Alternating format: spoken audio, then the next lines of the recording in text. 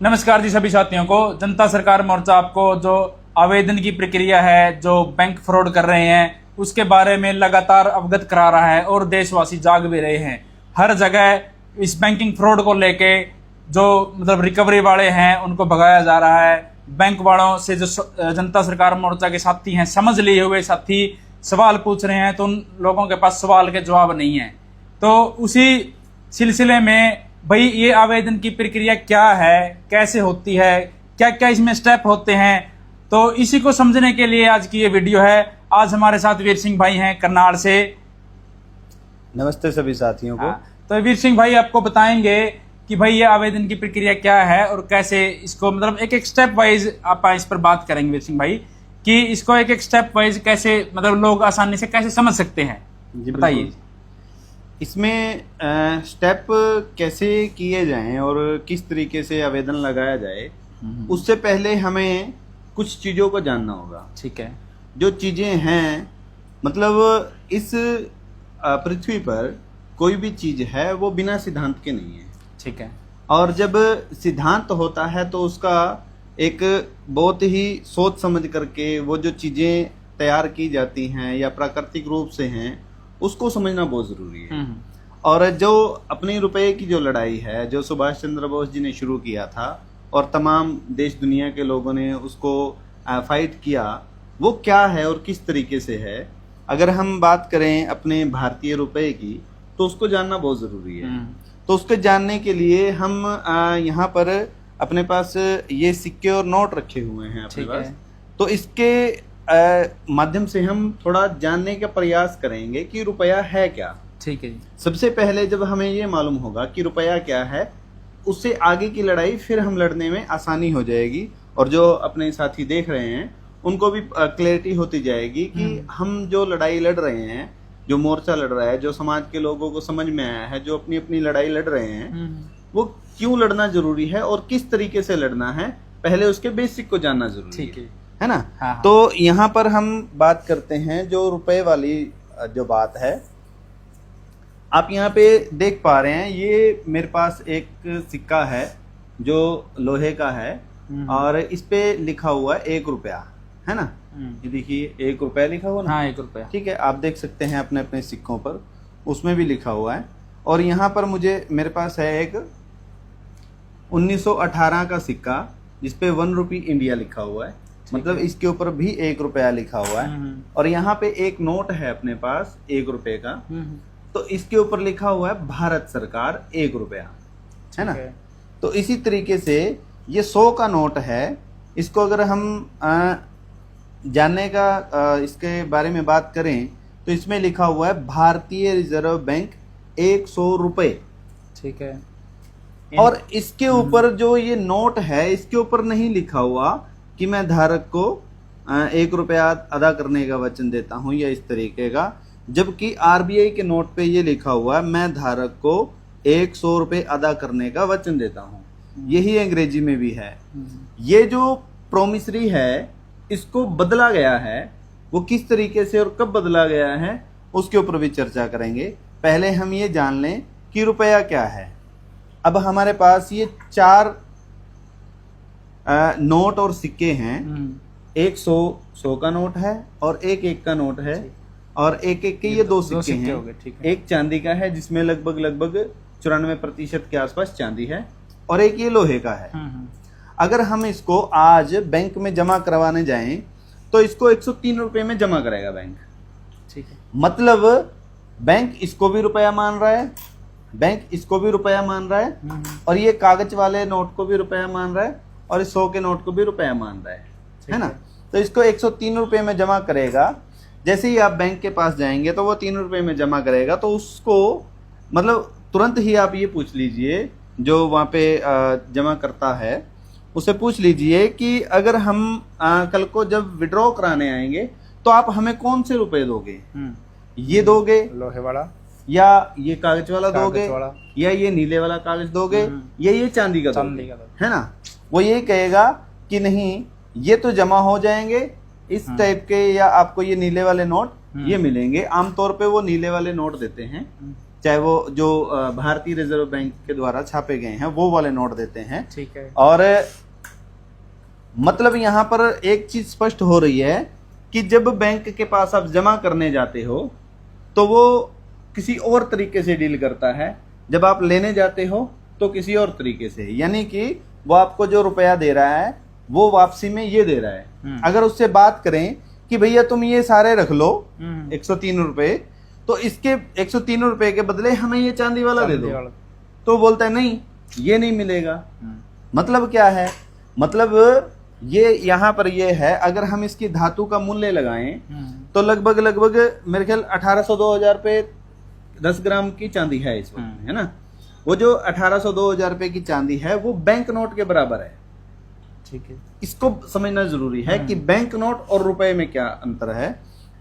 जो bank note है वो आरबीआई के द्वारा छापा जाता है, जो रुपया है वो रुपया है, और रुपया कब रुपया होता है ये जानने की अपन कोशिश करते हैं। ठीक है। देखिए इस जहां अब हम इस वक्त जहां बैठे हैं यहाँ पे कोई भी आप चीज उठा करके देख लो, उसका कोई ना कोई स्टैंडर्ड है, उसका मापक है। जैसे ये फैन चल रहा है तो इसके अंदर जो जो मटेरियल लगा हुआ है, इसके ब्लेड हैं वो कितने इंच कितने सेंटीमीटर के हैं, इसके अंदर जो कॉपर लगा है उसकी क्वालिटी उसमें दर्शाई गई है, वो कितने चक्कर लेता है, मतलब उसके आरपीएम कितने हैं, कोई भी चीज है उसका प्रॉपर मापक उसका मापक है कि इसका जो घूमने की स्पीड है वो आरपीएम का क्या रेट है, मतलब कितने 1 मिनट में वो कितने चक्कर काटता है ना। तो वो सारी चीजें तय की गई हैं, मतलब उसके बेसिक में क्या क्या चीजें हैं वो बताया गया है। जैसे 1 लीटर की बात करते हैं हम, तो 1000 मिलीलीटर जब होता है तो 1 लीटर बनता है। ठीक है ना। 1000 मतलब 1 लीटर का मतलब ये नहीं है कि कोई डब्बा ले हम और उसको डाल दें और वो 1 लीटर हो जाए, नहीं, उसको मापने की इकाई है और वो है 1000 मिलीलीटर, है ना। 1000 मिलीलीटर जब तक नहीं होते हैं तब तक 1 लीटर पूरा नहीं होता है। ऐसे ही किलो का बाट लेते हैं हम जब, तो किलो के मापक की भी इकाई है जो 1 ग्राम से शुरू होती है और वो जब 1000 ग्राम होता है तो वो किलो होता है। ठीक है। अब जो मापक है, मान लीजिए लीटर वाला मापक है, अगर वो एल्युमिनियम का हो तब भी लीटर ही मापेगा, है ना। अगर वो लोहे का हो तब भी लीटर है, अगर कॉपर का हो तब भी लीटर है, मतलब उसको किसी भी धातु से आप उसका मापक बना लो, यानी कि उसका जो मापक है वो स्टैंडर्ड स्थिर होना चाहिए, 1000 मिलीलीटर होना चाहिए, तो अपने को कोई दिक्कत नहीं है। इसी प्रकार से जब हम एक बट्टे की बात करते हैं, वेट की बात करते हैं, 1 किलो का जो मापक है, वेट है, वो 1 किलो होना चाहिए, यानी कि 1000 ग्राम होना चाहिए, चाहे वो सोने का हो, चांदी का हो, चीज का हो, पत्थर का हो या किसी भी धातु का हो, उससे कोई मैटर नहीं करता। मैटर करता है उसका स्टैंडर्ड, जब वो 1000 पूरा होगा, हाँ, उसके अंदर क्या है, अंदर उसके वजन है, वजन क्या है, वजन कितना है, वो सिद्धांत है 1000 ग्राम का 1 किलो होगा। ऐसे ही हम समय का मापक लेते हैं, जब एक मिनट में 60 सेकंड और 60 मिनट में 1 घंटा और 24 घंटे का 1 दिन और रात, है ना। इस तरीके से ये सिद्धांत तय किए गए हैं। इसी तरीके से जब दूरी की बात करते हैं हम, तो दूरी के भी इसी तरीके से मापक है। 1000 जो मीटर होता है वो 1 किलोमीटर होता है, तो वो तब 1 किलोमीटर बनता है जब 1000 मीटर हो जाए। तो ऐसे हर चीज का एक मापक है। ऐसे ही हम कहते हैं कि रुपए का भी मापक है और होना ही चाहिए और होता है, सिद्धांत है। बिल्कुल बिल्कुल आपने सही कहा, हो ही नहीं सकता, क्योंकि सिद्धांत होता है। तो जो अपने आवेदन है उसमें बैंक से पूछा जाता है कि जो आपने रुपया हमें दिया वो क्या था और किस खाते से आपने दिया। मतलब कि अगर मैं आपको कितना भी कुछ भी सामान दूं, कुछ भी, मतलब रुपए की बात करें तो हम रुपए की बात में कर लेते हैं कि मैं अगर आपको 10,000 रुपए दूं तो मेरे पास कहीं ना कहीं से आए होंगे। तो उसको या तो मैंने अनाज बेच करके वो कमाए होंगे या मैंने मेहनत करके कमाए होंगे। और जब बैंक हमें वो पैसे दे रहा है तो उसके पास कहाँ से आए, है ना, ये मैटर करता है ना। तो जब बैंक हमें दे रहा है तो उसके पास भी तो कुछ होना चाहिए ना। उसके बाद डॉक्यूमेंट्री भी होनी चाहिए, कहाँ से वो आया, कहाँ से चला, कैसे उसने दिया। तो वो पूछने का एक सवाल है उसमें कि आपने ये पैसा कहाँ से लिया। जो आप हमें रुपया कह करके दे रहे हो, जो बैंक नोट हैं, जो रिजर्व बैंक के नोट हैं, वो आप हमें रुपया कह के दे रहे हो, तो रुपया क्या होता है। और रुपए की जो परिभाषा है, रुपए का जो सिद्धांत है वो बताइए, रुपया छपता कैसे है वो बता दीजिए। तो ये कुछ सवाल हैं, वो आप लोगों के पास आवेदन के माध्यम से, जो हमारा रुपया मूल्य का मापक या शोषण का साधन किताब है उसमें भी वर्णन है उसका, और लूट की व्यवस्था के विरुद्ध जो उलगुलान किताब है उसमें भी वर्णन है। तो ये सारा वर्णन उनमें दिया हुआ है, किस तरीके से, उसको थोड़ा सा समझने की जरूरत है। तो जो रुपया बनाया था वो बनाया था एक स्टैंडर्ड, एक सिद्धांत, और वो सिद्धांत उठाया था हमारे बड़े बुजुर्गों का, बड़े जो पुराने लोग थे। क्योंकि हमारे जो इतिहास रहा है वो बड़ा गौरवशाली रहा है, और उसमें हर चीज का सिद्धांत है, हर चीज के नियम हैं। तो वो जो जब उन्होंने रुपया बनाया तो शेरशाह जी ने ये रुपये का चलन किया था, उन्होंने चलाया था रुपया। तो रुपया बनेगा कैसे, क्या उसके सिद्धांत होंगे, कैसे होगा, वो भी तो तय होना चाहिए ना। बिल्कुल, है ना। तो जब कहा जाता है कि हमारे देश में सोने और चांदी की नदियां बहा करती थी, उस वक्त में हम तोल के दिया करते थे सोना चांदी कि कितना लेना है। तो उसका स्टैंडर्ड तय किया गया कि हम रुपए का एक स्टैंडर्ड फिक्स करते हैं जो सिद्धांतिक तौर पे होगा। जो सिद्धांत क्या होता है कि हमने कितनी ऊर्जा खर्च की है, हमारी जो मांसपेशीय ताकत है, जो हमने ऊर्जा खर्च की है, उसके बदले में हमें कितना मिलेगा।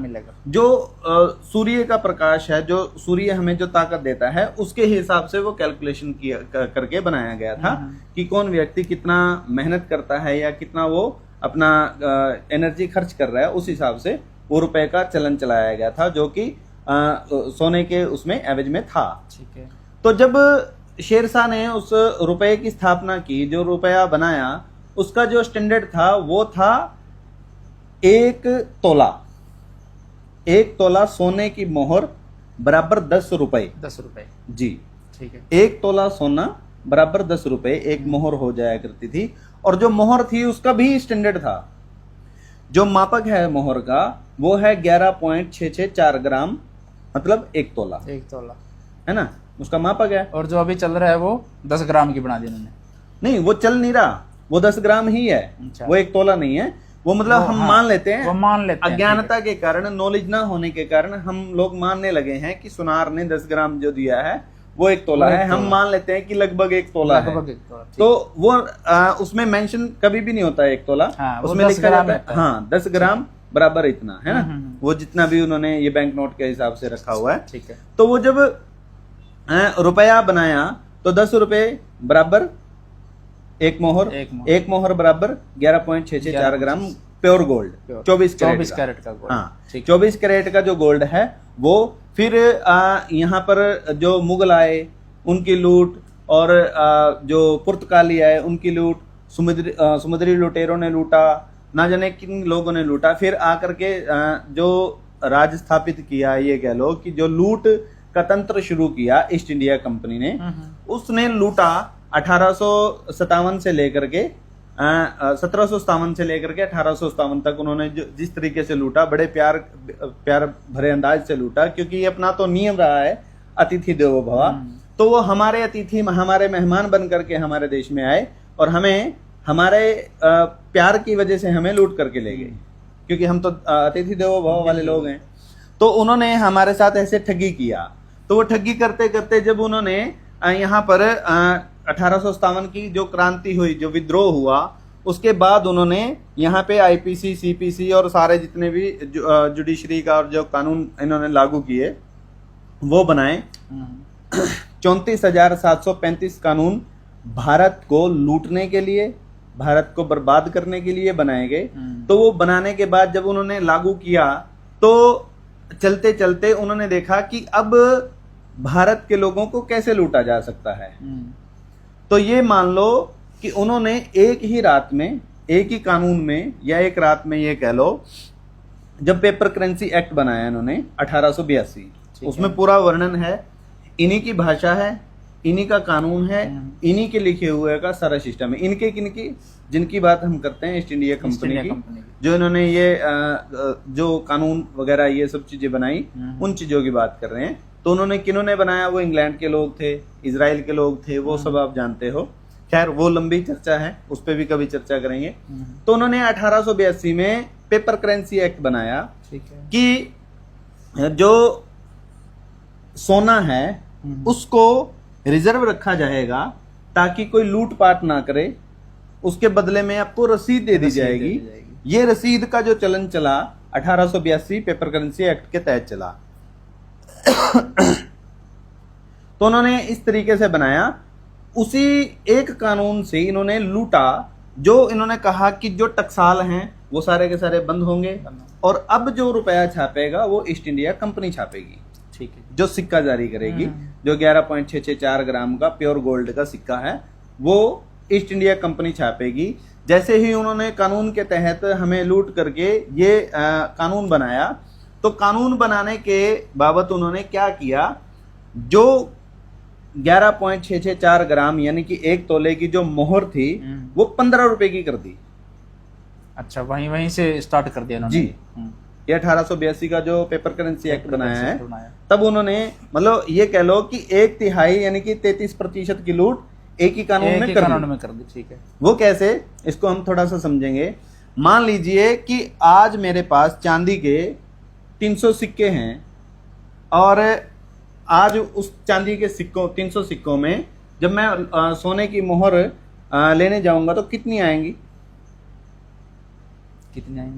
300 इंटू 30 है ना।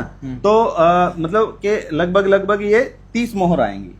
मतलब 100 रुपए में 10 मोहर आ जाएंगी जब तक वो 10 रुपए की है।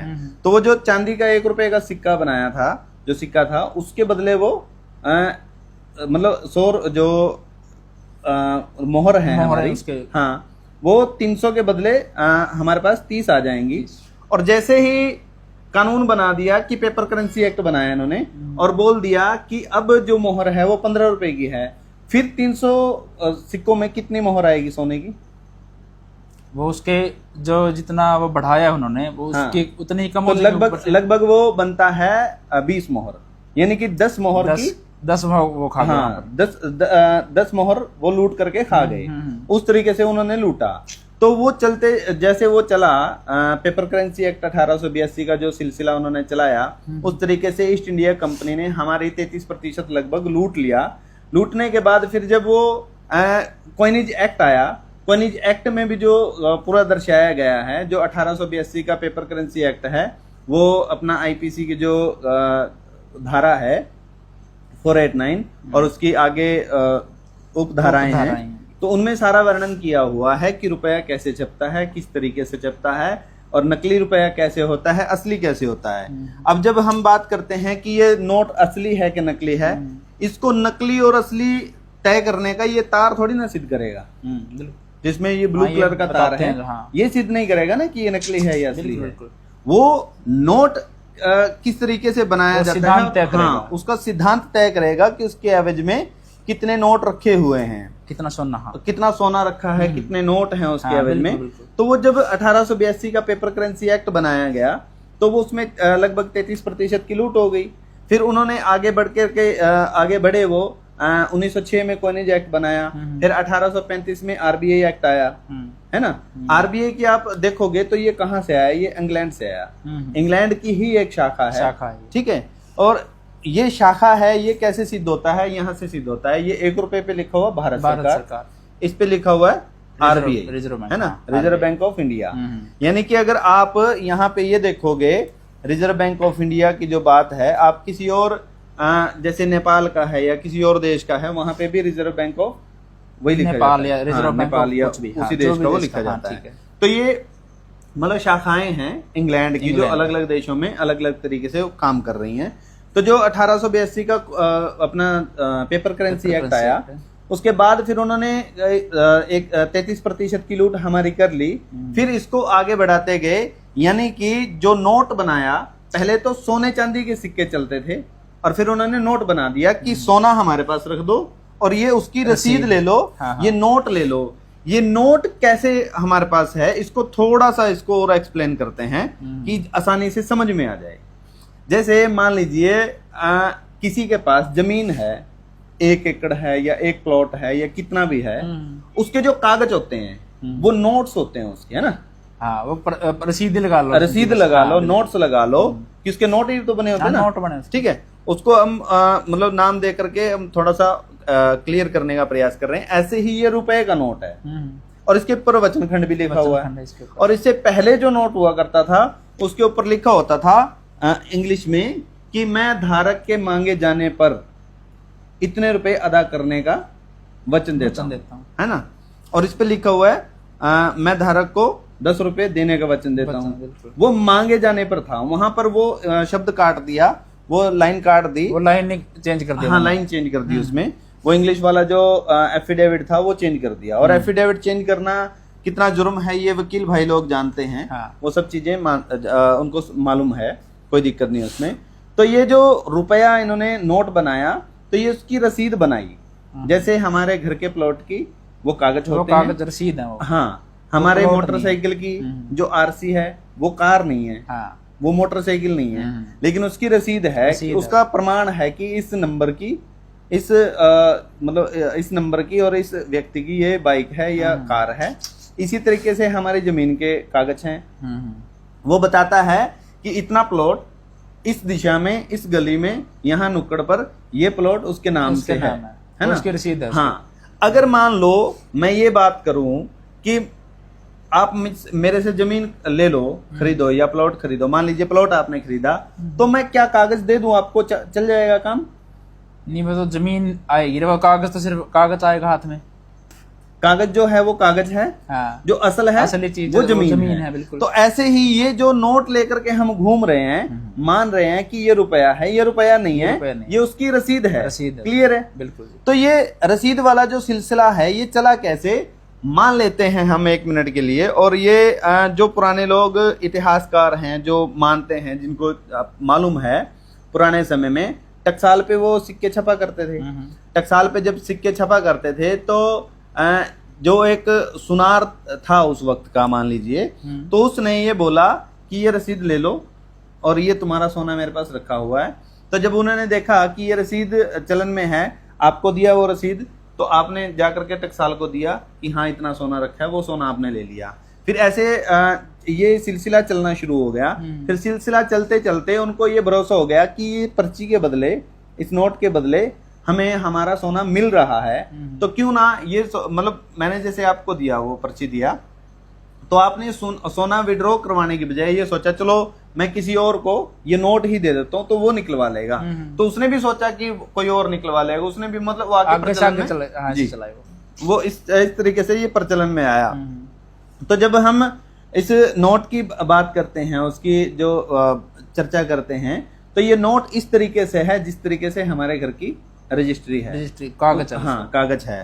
और इसमें एक और बात है, 8 नवंबर 2016 को प्रधानमंत्री जी ये बोल रहे हैं कि 500 और 1000 के नोट आज से लीगल टेंडर नहीं रहेंगे। हाँ, उन्होंने लीगल टेंडर बोला था, है ना? बिल्कुल बिल्कुल। तो लीगल टेंडर मतलब कि वो लीगल टेंडर है ना, किसी चीज का टेंडर है ना, वो मतलब वो असली चीज नहीं है। हाँ, किसी चीज की रसीद है वो। और वो रसीद है, तो वो रसीद किस चीज की है? हाँ, ये भी तो पता होना चाहिए ना, ये भी पता होना चाहिए किस चीज की है वो रसीद किस चीज की है, वो भी बताएं।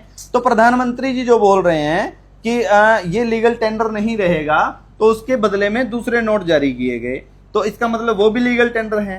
तो वो लीगल टेंडर किस चीज का है, हम वो पूछ रहे हैं। तो जब पता चल गया है, जब हमें मालूम हो गया अपने इतिहास को पढ़ने के बाद, अपने इतिहास को छानने के बाद, खंगालने के बाद, कि ये जो नोट है ये उस सोने की रसीद है। और रसीद जो है हम ये बैंक में जमा करवा रहे हैं और इसके बदले मुझे मेरा रुपया दिया जाए, हाँ, असली रुपया। तो जो पेपर करेंसी एक्ट बना उसके हिसाब से अगर आप कैलकुलेशन करोगे तो 1 रुपए के बदले जो, मतलब 1 रुपए का जो स्टैंडर्ड निकल करके आता है, बदले नहीं, रुपया तो रुपया ही है, जो रुपया है वो सोना ही है। 24 कैरेट का सोना, 777 मिलीग्राम सोना, मतलब 1 रुपया। ये सिद्धांत निकलता है, ये स्टैंडर्ड निकलता है 1 रुपए का। तो जब हमें ये मालूम हो गया तो हम उस बैंक से पूछते हैं कि हमारा जो रुपया है वो हमें दो। तो बैंकर को नहीं पता है, उसके मैनेजर को नहीं पता है, वो बोलता है कि कौन से रुपए दें, ये रुपया ही तो है। वो बोलता है कि मैं सिक्के दूं या दूसरे नोट दूं। तो ये लड़ाई चलते चलते आज लगभग मतलब जो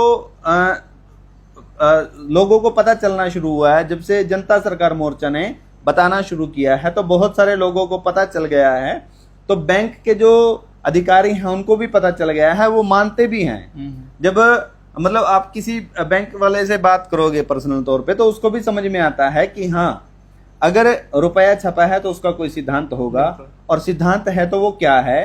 कुछ लोगों को पता चल गया है कि उसका सिद्धांत क्या है, और जिनको नहीं भी मालूम है उनको पता होना चाहिए, कोई ना तो कोई सिद्धांत होगा ना। बिना सिद्धांत के तो बिना सिद्धांत के छाप नहीं सकते। अगर बिना सिद्धांत के, या वो बताते हैं कि हमने डाला है 2011 में कि जो गोल्ड स्टैंडर्ड है वो खत्म कर दिया है। पहली तो बात 489 जो अपनी धारा है 489, उसके तहत कोई भी उसके साथ छेड़छाड़ नहीं कर सकता। अगर करेगा तो आजीवन कारावास है और जुर्माना है वो ना जाने कितना।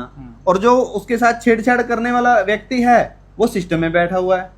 बैंकर तो करेगा ना उसके साथ छेड़छाड़, आरबीआई करेगा। तो वो जो अगर वो कर रहा है तो उसके साथ वो सारी चीजें होनी चाहिए कानूनन रूप से। जो प्रकृति का सिद्धांत है, जो हमारे सुप्रीम कोर्ट का जो सिद्धांत है, उसके हिसाब से उसके ऊपर कार्रवाई होनी चाहिए। लेकिन ये कार्रवाई नहीं करते हैं, है ना, क्योंकि वो सुनवाई का जो मामला है वो सारी चीजें आप लोग समझते हैं। तो जब बात आती है उसके सिद्धांत की, रुपए के लीगल टेंडर की जो बात आती है, तो वो यही निकल करके आती है कि उसका सिद्धांत है तो वो क्या है।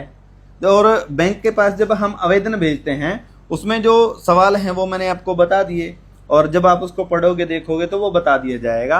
इसमें जो आवेदन लगाना है वो लगाना है, पहले तो आपका जाएगा आवेदन, ठीक है, बैंक में आवेदन जाएगा, उसकी मेन ब्रांच को जाएगा और आपका तहसीलदार को जाएगा, ठीक है। तहसीलदार को हम क्यों भेज रहे हैं कि जैसे ही उसके पास अगर बैंक जाता है कि मुझे उसके प्रॉपर्टी पे कब्जा करना है, उसकी प्रॉपर्टी जो है वो नीलाम करनी है अपनी वसूली के लिए, तो वो पहले से तहसीलदार के पास हमारा नोटिस पहुंचा होना चाहिए कि उसमें पहली लाइन जो लिखी हुई है ना, उसमें ये लिखी हुई है कि मेरा इरादा आपका पैसा रखना नहीं है, मैं आपका एक एक रुपया अदा करने के लिए तैयार हूं।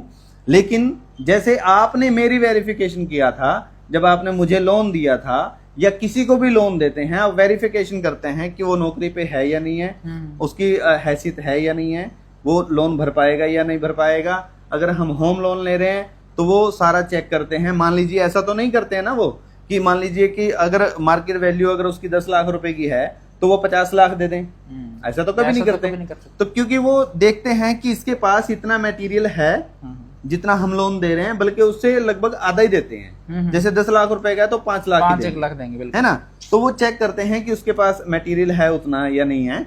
तो वो प्लॉट हो या मकान हो या गाड़ी हो, जब गाड़ी नहीं लेने जाते हैं तो डाउन पेमेंट के नाम पर वो कुछ पेमेंट जमा करवा लेते हैं, यानी कि पूरी गाड़ी का लोन ना हो, उससे कुछ कम में हो। तो वो जब कम में होता है मतलब वो इतने का सामान वो है जितने का वो लोन करके दे रहा है। जब उन्होंने वेरिफिकेशन किया, हर चीज हमसे चेक किया, क्रॉस चेक किया, पड़ोस में किया, मतलब हमारे ऑफिस में किया कि इतना कमाता है या नहीं कमाता है, जहाँ पे हम नौकरी करते हैं या खेती है या कुछ भी वो व्यक्ति करता है, या जिसको वो मतलब क्या कहते हैं, वो प्रधानमंत्री वाले जो उन्होंने चलाया हुआ है, कौन सी योजना है कि वो सेल्फ हेल्प के नाम से, उसमें भी चेक करते हैं कि कौन कितना कमा पाता है। मान लीजिए कोई व्यक्ति मजदूर है तो वो मजदूरी में कितने पैसे कमा सकता है, उसी हिसाब से उसको लोन दिया जाता है। उनको थोड़ा बहुत ही देते हैं, 20-30 हजार पे, इससे ज्यादा नहीं देते हैं। वो कुछ ना कुछ देखते हैं कि भाई इसके एवज में क्या, वो चेक करते हैं। तो वो चेक करने पे जब उन्होंने हमारी सारी वेरिफिकेशन किया तो अब हमारी बारी है। जब हमें पता चला, वो कहते हैं कि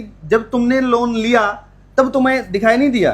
भैया हमें नहीं मालूम था, जिस चीज का आज हमें मालूम पड़ा है आज ही तो पूछेंगे। जरूरी थोड़ी सारी चीजें पहले पता सारी चीजें अगर हमें पहले पता होती तो हम तुम्हारा गिरेबान पकड़ के पूछते ना, भी मेरी चीज की वैल्यू असली है, मेरी जो चीज है वो असली है, और तुमने मुझे नकली कैसे दिया। हमारे अनाज के बदले जो किसान नोट लेकर के आते हैं आड़ती से, आड़ती उनको वो पर्ची देता है। जब हम पर्ची लेकर के बैंक में जाते हैं तो वो हमें चेक के बदले, जो चेक वाली पर्ची है उसके बदले फिर वो पर्चियां दे रहा है। मतलब ये नोट वाली पर्ची ये वाली पर्चियां दे रहा है, वो रुपया दे ही नहीं रहा। तो हम पूछ सकते हैं ना उससे। बिल्कुल। तो सारी चीजें देखने के बाद अब हमारी बारी है कि आप हमें बताओ जो आपने रुपया दिया है वो असली है कि नकली है। और जो आप रुपए की बात कर रहे हो, ये नोट है, इसके लीगल टेंडर जो आप बता रहे हो, इसके लीगल टेंडर, ये किस चीज का लीगल टेंडर है, और जो आपने हमें दिया वो क्या था, मतलब वो रुपया था भी या नहीं। तो वो सारी चीजें उसमें सवाल पूछने का हमारा अधिकार है, जो हम पूछ रहे हैं और बैंक जवाब नहीं देता एक भी। फिर इससे आगे की जो प्रक्रिया शुरू करते हैं वो लोग, वो मतलब इसको मैं ये बताऊंगा कि वो गैर सिद्धांत के गैर कानूनी तरीके से वो कर रहे हैं। क्योंकि संविधान की जो धाराएं हैं, संविधान के जो अंदर मेंशन है, उसको बदलने का अधिकार किसने दे दिया? जब धारा 21 ये बताती है जीने का अधिकार देती है, रोटी कपड़ा और मकान ये हमारे जीवन की मूलभूत चीजें हैं, इसको कोई भी किसी भी प्रकार या किसी भी लेवल पर छीन नहीं सकता। तो वो 2002 में जो सरफेसी एक्ट बना करके गए, जो भी लोग बना करके गए आप जानते हैं, तो उन्होंने वो कैसे कर दिया तय? अगर वो तय हुआ है तो वो किस मतलब क्या उसका सिद्धांत क्या था? क्या ऐसी क्या मजबूरी पड़ी कि वो बनाना पड़ा? क्योंकि वहां पे वो चैलेंज करना पड़ा। और 1897 में एक एक्ट है, वो ये बताता है कि जो आप किसी भी कानून में फेरबदल करते हैं, पिछले कानून ज्यों के त्यों बने रहेंगे। तो वो जो पिछले कानून हैं, जो संविधान के जो कानून हैं, वो तो ज्यों के त्यों हैं, वो तो हमें जीने का अधिकार दे रहा है। तो ये लोग कैसे बना सकते हैं उस चीज को? अगर अधिकारों में छेड़खानी कर रहे हैं वो, उस अधिकारों में हमारे साथ ये तो ह्यूमन राइट्स है ना। बिल्कुल। तो ये जो मानवाधिकार है उसके साथ छेड़छाड़ कर रहे हैं, और सिद्धांत के साथ छेड़छाड़ कर रहे हैं, संविधान के साथ छेड़छाड़ कर रहे हैं, जो कि ये बिल्कुल गलत है। ये बिल्कुल भी स्वीकार नहीं करेगा समाज के लोग बैठे हुए। जब उनको पता चलेगा कि इतना सारा इतना सारा धांधली हो रही है, इतनी सारी लूट हो रही है, तो वो कैसे बर्दाश्त करेगा? अपना काम जो है वो है बताना, है ना। हमें बताना है लोगों को कि क्या चल रहा है। तो वो जब उसको, अभी तो लोगों को ये नहीं मालूम है, मतलब अगर आज की पीढ़ी की बात करें तो उनको तो यही मालूम नहीं है रोटी कैसे बनती है ना। वो तो ये सोचते हैं कि जो हम जब किसी शॉप पे जाते हैं, मतलब जो ये बने हुए हैं आजकल, आपको पता है कबाड़ खाने, वहां पे जाते हैं तो हमें रोटी मिल जाती है, पिज्जा बर्गर ये सब चीजें खाने की मिल जाती है। उनको मालूम ही नहीं है कि वो खेत में बन रहा है ना। तो वही चीज है कि जब ये रुपए का सिस्टम बना रहे थे, उधर से जो वर्ल्ड वॉर चल रहा था, उस वक्त की बातें हैं, उसके बीच की बातें हैं, बहुत सारी चीजें, कोई इधर की बात है, कोई इधर की बात है, मतलब उस अपना वॉर चल रहा था, वर्ल्ड वॉर चल रहा था, उससे पहले की कुछ चीजें हैं, उसके बाद की कुछ चीजें हैं। तो उसमें मतलब खुद को संभालने का समय नहीं था लोगों को, कुछ लोगों को, तो उसमें आनन फानन में उन्होंने कर दिया। जैसे आज के टाइम में आनन फानन में ये कुछ और दिखा करके कुछ और लागू करके चले जाते हैं ना। तो इसी तरीके से ये हमें जो बताया गया इन्होंने, तो हम आवेदन लगाने की प्रक्रिया की बात कर रहे थे। पहला आवेदन जाएगा वो जो बैंक को, हाँ, वो जो आवेदन है, मान लो कोई नया साथी है जिसको इस प्रक्रिया का बिल्कुल भी नहीं पता है, जी, उसके पास वो फॉर्म कैसे पहुंचेगा और वो कैसे आगे करेगा? वो फॉर्म जो है उसमें आपको फॉर्म जो मिलेगा वो मिलेगा, आप या तो अपने STL से बात कर लें, जो अपने STL नंबर है ना, ठीक है, 741988 98 0801 से लेकर के 830 तक जो नंबर है। मैं नंबर बता देता हूं आपको फिर से, 741988 98 01 से लेकर के 30 तक ये नंबर है आपके STL के।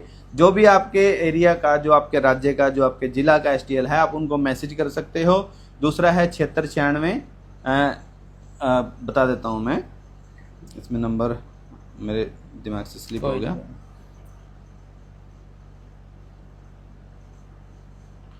7696 62 7656। इस नंबर पे अगर कोई भी मैसेज करेगा तो आगे से रिप्लाई आ जाएगा, वो फॉर्म उसके पास आ जाएगा। हाँ, उसके पास फॉर्म आ जाएगा। उसके बाद वो फॉर्म आ जाएगा, तो वो क्या करेगा? वो फॉर्म आ जाएगा, वो वीडियोस हैं कुछ आपको, जैसे हम समझा रहे हैं वीडियो के माध्यम से कि रुपया क्या था, जितना भी हम समझा पाए और जितना भी आप समझ पाए, तो उस तरीके से वो समझाने का सारा सिस्टम है, किस तरीके से वो होगा, कैसे कर पाएंगे आप लोग। उसमें एक फॉर्म भी है, वो फॉर्म जो है वो आपने हिंदी में भरना है, जो डिजिट है वो 1 2 3 में भरना है, बाकी आपने अपना नाम, अपना एड्रेस, अपना जो भी आपका अपने इन्फॉर्मेशन देनी है वो हिंदी में देनी है, ठीक है। तो वो आपने बैंक से स्टेटमेंट निकलवा करके वो पूरा कैलकुलेशन करके कि कितना आपका लोन है, कितना है, कितना बचा हुआ है और कितना अभी और मांग रहा है बैंक, तो वो सारी चीजें उसमें मेंशन करनी है। तो आपके पास PDF बन के आ जाएगी। PDF बनने के बाद आप उसको प्रिंट आउट करवा लो। प्रिंट आउट करवाने के बाद एक आवेदन जाएगा बैंक में, एक उसकी मेन ब्रांच में, एक RTA जाएगी RBI में, और एक जाएगा आवेदन जो जाएगा वो तहसीलदार के पास जाएगा। तहसीलदार के पास जाने के बाद फिर एफआईआर जाएगी, वो जाती है अपना थाने में, ठीक है, उसको जाती है एसपी को, डीसी को, और अपना जाती है तहसीलदार को और डीजीपी को, जहाँ का भी डीजीपी है उसको जाएगी वो, ताकि उनके जहन में हो कि हमें कैसे करना है और क्या चीजें हम मतलब हम क्या कह रहे हैं, वो सारी चीजें उसमें लिखी हुई हैं ऑलरेडी। तो वो समझ नहीं आती है तो वो हमारा फॉल्ट नहीं है, वो अपनी जाएं, अपनी दुरुस्त अपना सारी जानकारी दुरुस्त करके आए, अपने वकीलों से बात करें या जो भी उसको तय करने वाला है उससे अपनी जानकारी प्राप्त करके उस बात का जवाब दें। अगर गलत है तो काम करें, बिल्कुल। अगर वो गलत हैं बैंक वाले तो उनके ऊपर कार्रवाई होनी चाहिए। अगर जो लोनी है, जो लोन नहीं मतलब लोन ले लिया है और वो जो सवाल कर रहा है, अगर उसकी बात में कुछ गलत है तो उसके ऊपर कार्रवाई करें, है ना। तो इस तरीके से जब एफआईआर होगी फिर आपका जाएगा आरटीआई, फिर जाएगा आपका ऋण भुगतान, है ना। ऋण भुगतान में क्या होता है कि हम मतलब पूरे कागजात के जो विधिवत जो सिद्धांतिक रूप से रुपया है वो हम पूरा बैंक को अदा कर रहे हैं। अदा करने के बाद फिर जाएगा धारा 80 का। धारा 80 के साथ एक्नॉलेजमेंट कार्ड जरूर लगाना है। एक्नॉलेजमेंट कार्ड में क्या होगा कि रिसीव करने वाले का आ जाता है कि किसने रिसीव किया। कई बार ये अभी एक साथी हैं अपने, उनके जो कलेक्ट्रेट है उसने वो जो अर्जी भेजी उनको वो उस ऑफिस में नहीं है। अच्छा, ऐसे कैसे? बस अर्जी फर्जी कर दी वो, अर्जी फर्जी कर दी वो। मतलब जो उन्होंने चिट्ठी भेजी कलेक्ट्रेट को तो उसके पास वो उसके दस्तावेज नहीं, वो कहते कि हमारे पास पहुंची नहीं है, और जबकि उनके पास पहुंची हुई है। वो जो ट्रैकर नंबर होता है स्पीड पोस्ट का वो भी है और सारी चीजें हैं उनके पास ऑलरेडी से, और वो जानबूझ के मतलब वही अर्जी फर्जी कर दी उन्होंने। तो वो जो अपना धारा 80 का है वो आवेदन लगाना है। फिर हमें आगे की लड़ाई कैसे लड़नी है वो सामूहिक रूप से बैठ करके चर्चा की जा सकती है। हम कोर्ट में कैसे एंटर होंगे उसके ऊपर बात की जा सकती है।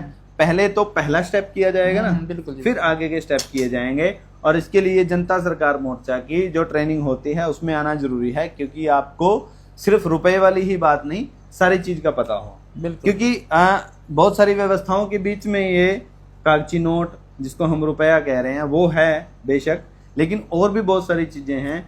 जैसे कि आप लोग जानते हैं कि जनता सरकार मोर्चा बहुत लंबे समय से सभी मुद्दों पर बात कर रहा है। गांव के मतलब प्रत्येक व्यक्ति के, चाहे वो गांव के हों या शहर के हों, जो भी व्यक्ति है उसके जीवन से रिलेटेड, उनके जीवन से जुड़ी हुई हर बात के मुद्दे पर बात कर रहा है ना।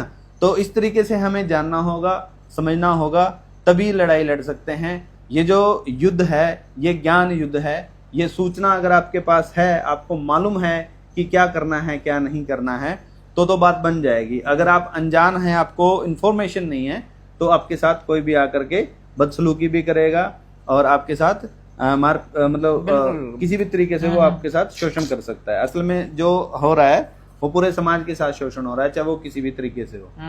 तो ये शोषण ना हो इसके लिए पहले तो हमें जागरूक होना पड़ेगा। और जो सिस्टम है, जो हम जिनको सरकारें कहते हैं या बैंक कहते हैं, वो लिखित की भाषा जानता है और लिखित में हमें देना ही है। इसके बीच में जो ये 4-5 पॉइंट बताए मैंने आपको कि पहले आवेदन लगेगा, फिर एफआईआर जाएगी, फिर धारा 80 जाएगा, ऋण भुगतान जाएगा, ये सारी चीजें करते हुए अगर आपके पास कोई नोटिस आता है, जैसे ये 13/2 का नोटिस भेजते हैं, तो उसका रिप्लाई अलग से चला जाएगा। तो जहां से आपका आवेदन बन के आएगा, अब वहां पे मैसेज कीजिए कि ये हमारे वाला ये बना के भेजिए, तो वो बन के आ जाएगा, उसका रिप्लाई जाएगा। चाहे वो 13/2 का हो, 13/4 का हो, कोई भी किसी भी प्रकार का अगर नोटिस आता है तो उस तरीके से आप कर सकते हैं उसको। ठीक है। तो अभी जो रुपए वाली चर्चा और जो आवेदन लगाने वाली जो बात थी यहाँ पे लगभग पूरी होती है। अगर किसी का कोई डाउट है या कोई सवाल है तो हमें कमेंट बॉक्स में जरूर बताएं और इस वीडियो को आगे भी शेयर करें ताकि दूसरों तक भी ये जानकारी पहुंचे। बिल्कुल, जितना हमारा प्रयास था वीर सिंह भाई ने बहुत अच्छे और मतलब सरल तरीके में समझाया है कि ये पैसा क्या है, कैसे ये बैंकिंग सिस्टम फ्रॉड है, और जो मतलब जो लूट हो रही है उससे बचने के लिए जो ये आवेदन की प्रक्रिया मोर्चे वालों ने बताई है, सिखाई है लोगों को। तो ये प्रक्रिया स्टेप बाय स्टेप कैसे करनी है वो भी इस वीडियो में आपको मिली है। तो धन्यवाद साथियों इसको वीडियो को देखने के लिए, और आगे से आगे इस वीडियो को जरूर पहुंचाएं ताकि जो देश का, गांव का लास्ट व्यक्ति है वहां तक ये बात पहुंचे कि जो ये लूट हो रही है उसके खिलाफ हमको खड़ा होना पड़ेगा। धन्यवाद साथियों। धन्यवाद।